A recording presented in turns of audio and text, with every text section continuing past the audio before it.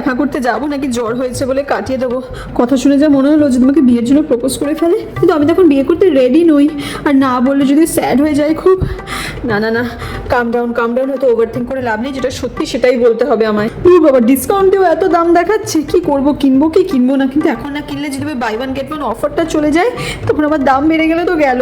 কি হয়েছে তোর? কেন ডাকলি আমায়? বলবি কি বলবি না বল না। কি বলবো বলতো? কাল রাত থেকে ওভার থিঙ্ক করে আমার ঘুম হয়নি সারা রাত। একটা ফোন মেসেজ কিছু না, আমি মেসেজ করছি তোকে সিন করে রেখে দিয়েছে।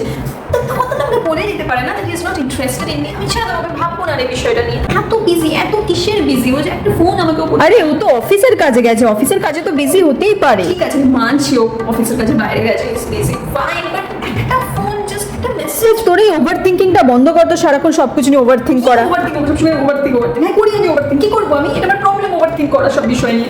রিলেশনশিপ না ফ্রেন্ডশিপ, কোনটা বেটার? ঠাকুর একটু তো হিন্ট দাও। ফ্রেন্ডশিপ থেকে রিলেশনশিপে যদি চলে যাই, তারপর যদি আমাকে নিয়ে ইনসিকিউর হয়ে পড়ে, তারপর তো ঝগড়া শুরু হবে, তোমার ফ্রেন্ডশিপটাও নষ্ট হয়ে যাবে। তার থেকে বরং ফ্রেন্ডস থাকাই ভালো। রিলেশন আমার দ্বারা হবে না। আমার দ্বারা কিছুই হবে না। আমি তো ওভার থিঙ্ক করেই আমার জীবন কাটিয়ে ফেলবো। Are we going on a coffee date?